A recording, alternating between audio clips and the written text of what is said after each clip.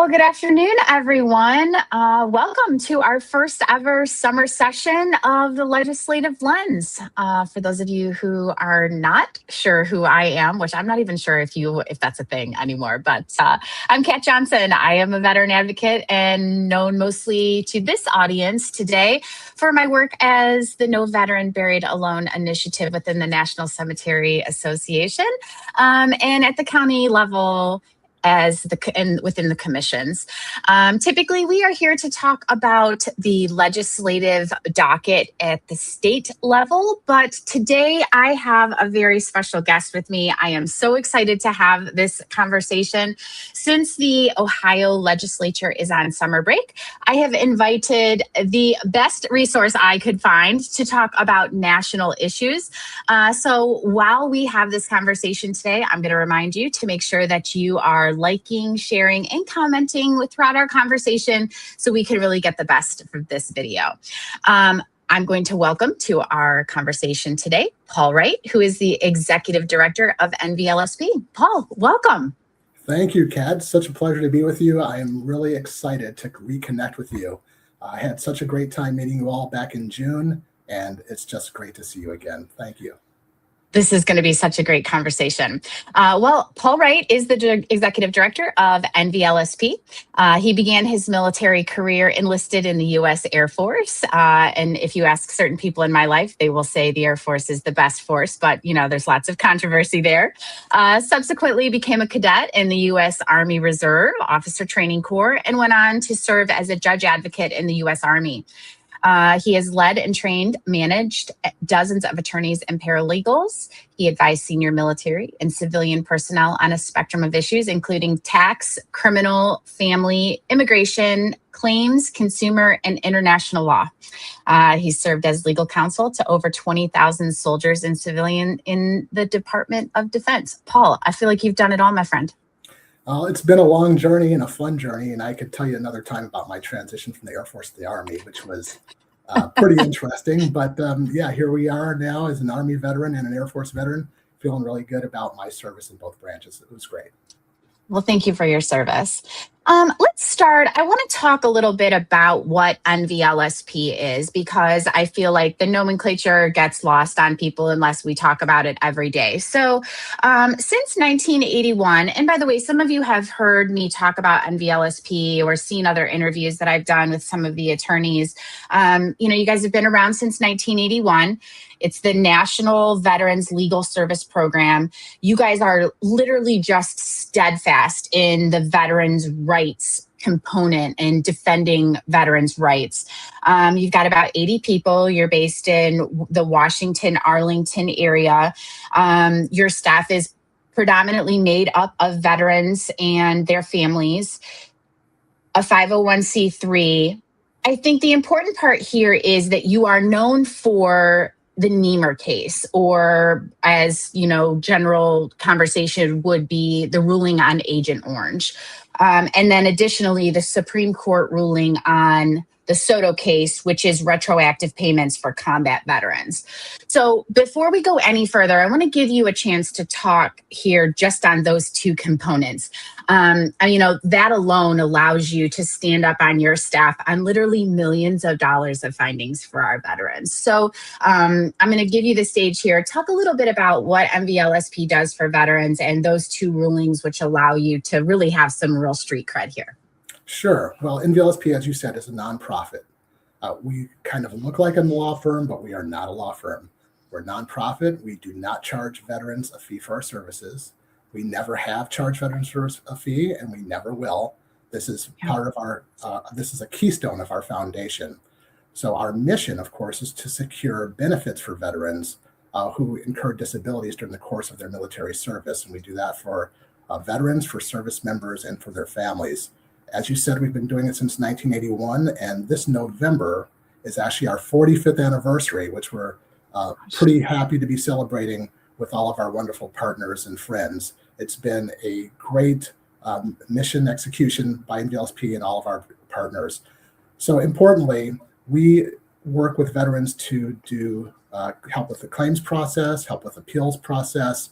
We're involved in training. We're involved in class action lawsuits. You mentioned a couple of them right there, which I'll be happy to talk more about later. But we work a lot with state partners, with a first county partner in Lorain County, as a matter of fact.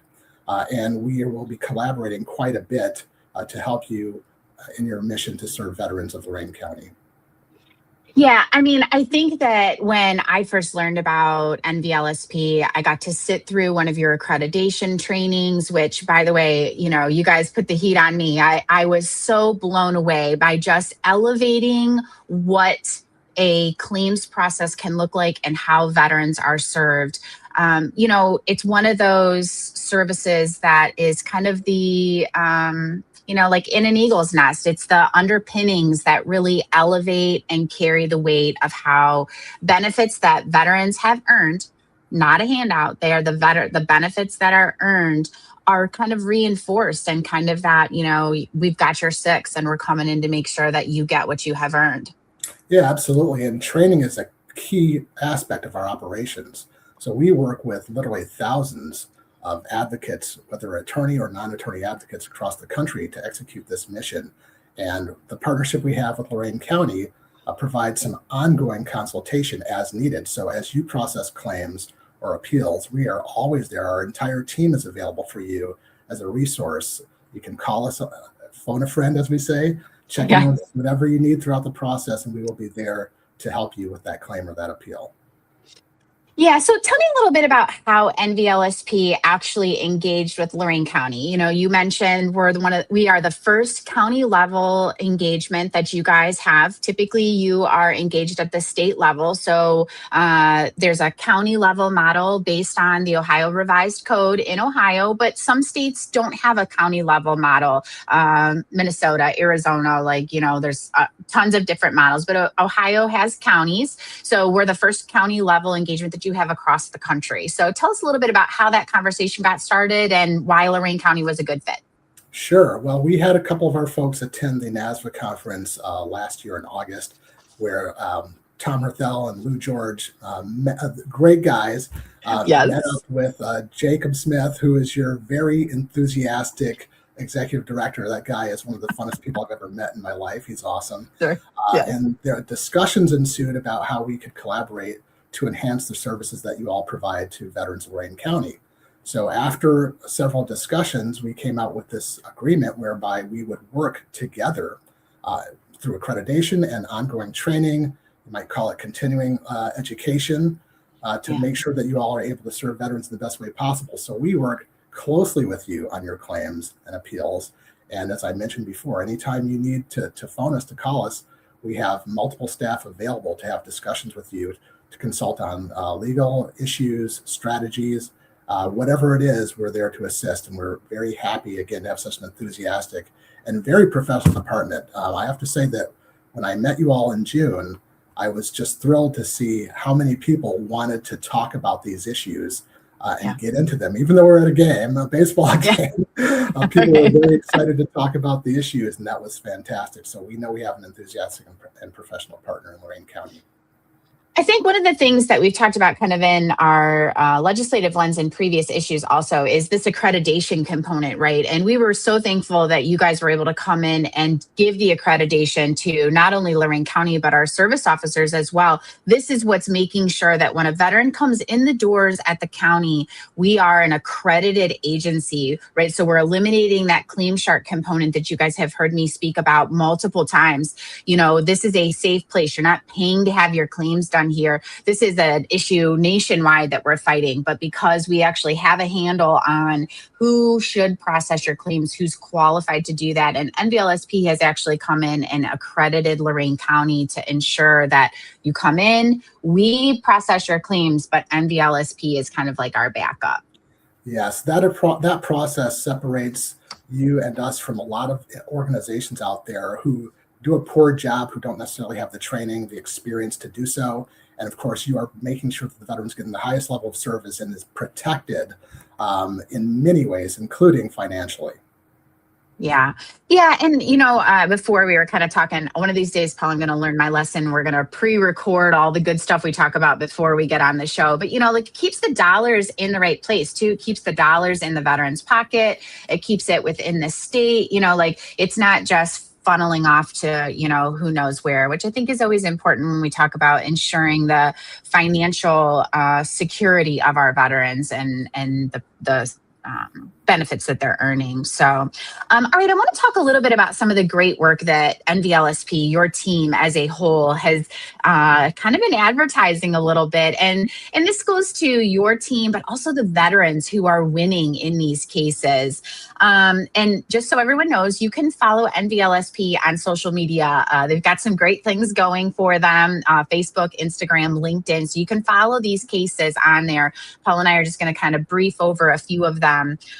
So in May of this year, the Department of Defense issued some guidance specifically talking about CRSC, which for those of you who need it broken down, combat related special compensation. So can you tell us a little bit about the win and how NVLSP got involved here? Yeah, so to go back a little bit, we have to just talk briefly about what CRSC is. Sure. So CRC is a special tax-free benefit that veterans can be eligible for as long as they are retired and as long as they have disability incurred as a result of armed combat, armed conflict, or simulation of armed conflict. So this is an additional benefit that they receive. And this whole matter arose because the Department of Defense had this policy of limiting CRSC benefits to 6 years prior to the date of application for the benefit. And they based this policy on what is called the Barring Act, which is a statute that provides a 6-year time limit for claims against the government. So we felt that the CRC statute actually displaces the Barring Act. It was never subject to the Barring Act to allow these claims to go back to their actual effective date, which would either be the date that the CRC statute was passed, the date of retirement, or the effective date of the disability itself, which could easily go back more than 6 years. So that's what this whole case was about. So we took this matter all the way to the Supreme Court, and the Supreme Court agreed with us unanimously in a 9-0 decision, along with our partners at Sidley Austin. They agreed that the Barring Act does not apply to CRC matters. So we can go back and get that class of 9,000 plus veterans their benefits back beyond the 6-year limitation. That's awesome. I mean, the amount of money that comes back. So if you are a veteran who believes that this impacts, the best thing for you to do is to go to your claims officer and have this reviewed, correct? That is correct, yes. Awesome. So just in case, and by the way, like, you hear us talk about this all the time, you should probably be going in for that wellness check. If you watch the interview that I did with Lou and Tom, which Paul just mentioned a few minutes ago, you kind of need that every other year checkup. And this might be something, if you believe that you qualify for CRSC, bring it up and ask and have your service officer take a quick look. They'll be able to tell you and file or refile for you. So this is a great win. Congratulations to your team. This is an awesome win for you guys and for every veteran that is affected. Thank you. Yes, and we have to thank our partners at Sidley Austin for helping us with this. It was a fantastic effort.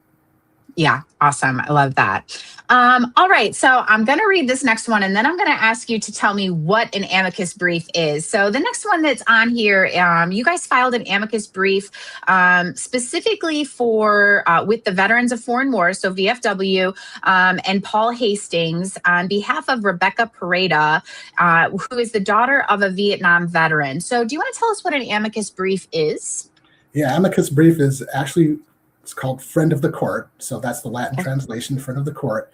And this is where an organization like ours is not representing an actual party to the claim, but we believe it is in the public interest to submit a brief to the court in support of one of the parties involved, in this case, Ms. Pareda.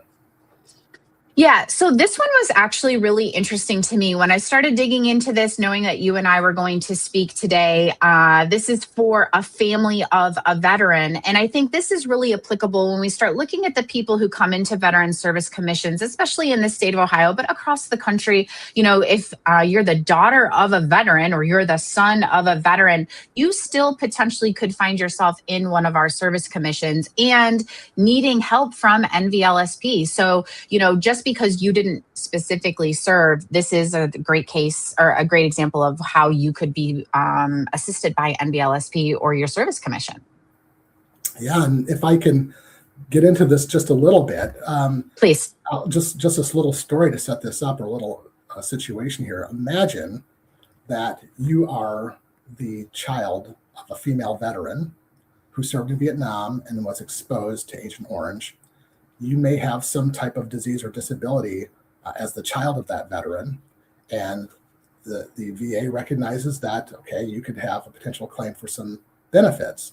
However, if you are the child of a male veteran who was exposed to Agent Orange and suffered some adverse effect because of that father's exposure, you are not potentially eligible for benefits as a result of exposure to Agent Orange. So this is the crux of the Pareto matter: is why do we have it that the children of female veterans are eligible, but not the children of male veterans?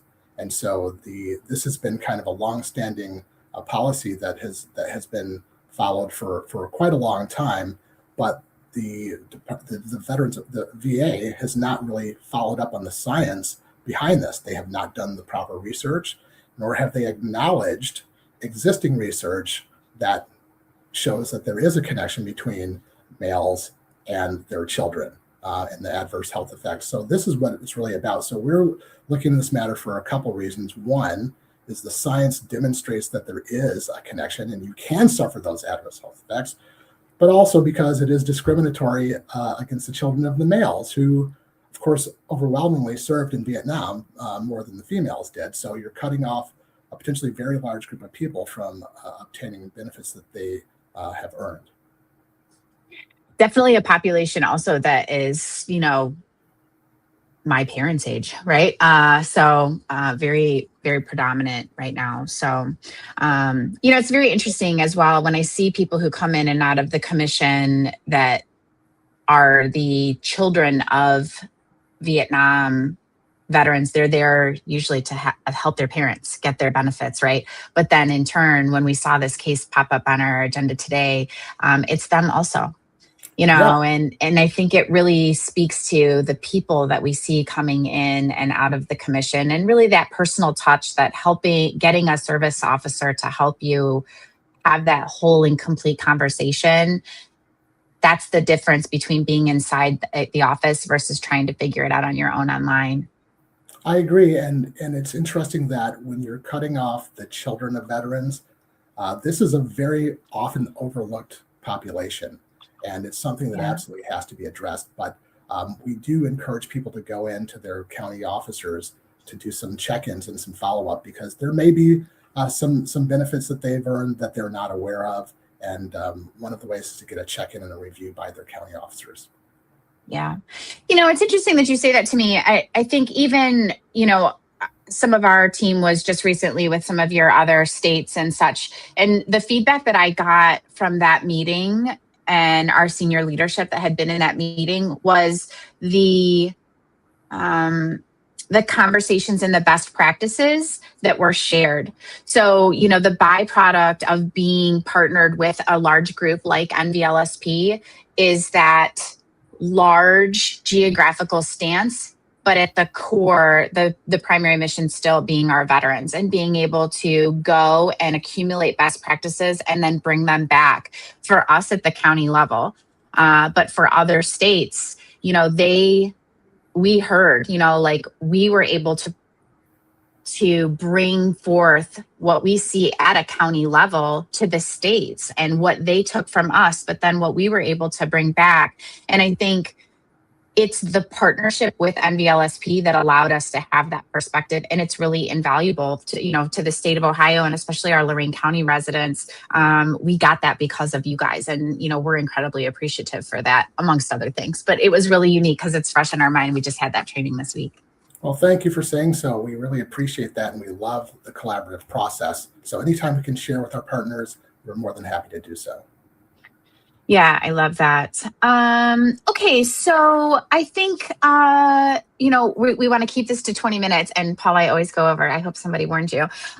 Okay, so let's talk just a touch about the how people get in touch with NVLSP, right?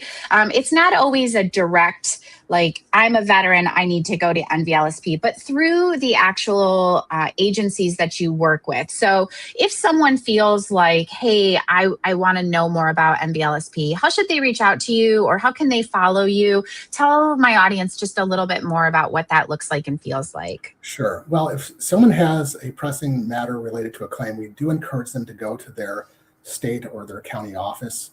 That would be the most expedient way to get assistance. However, of course, we will take their calls, and we do take calls all the time. So they can reach us primarily by going through our website, nvlsp.org. You can also find us on Facebook. We're newly on Instagram. We have a YouTube channel as well, and we're also on X. So any of those ways would be a great way to get in touch with us. But we do encourage you to talk to your service officer in your county or your state. Yeah, we can't say it enough, right? If you find yourself in a situation where you're paying for help, you're in the wrong spot. And so no matter what, if that's the case, reach out to, NVLSP, and they can help point you in a spot, or reach out to someone here. You can comment on any of our videos. The Claim Shark situation, which Paul and I will probably come back and talk to you about another time, but is a real problem, and that probably means a lack of accreditation, and we don't want your money going anywhere but to the veteran themselves. So nvlsp.org. We'll make sure that the Facebook, Instagram, YouTube, and LinkedIn links are in the show notes today. But also, there's still the component of the pro bono and the 501c3. So people can also come and make a donation on your website, right? They absolutely can. There is a link on our website. We are no charge to the veteran. We don't take any fees out of any award that is ever given to a veteran. So that money stays with the veteran 100%. Okay, awesome. All right, well, I want to be respectful of everyone's time, so we are going to close this down. I think next time we should probably talk about some of the great work that you're doing on the cases in Lorain County, if that sounds like a good plan to you. Most definitely. Thank you. All right, great. Well, if you have questions about anything that we talked about here today, don't forget, you can like, share, comment, tell Paul what a great job he did here today, because I think this is probably one of the uncomfortable things he did for the day, the week, or maybe the entire month of July, but he did great.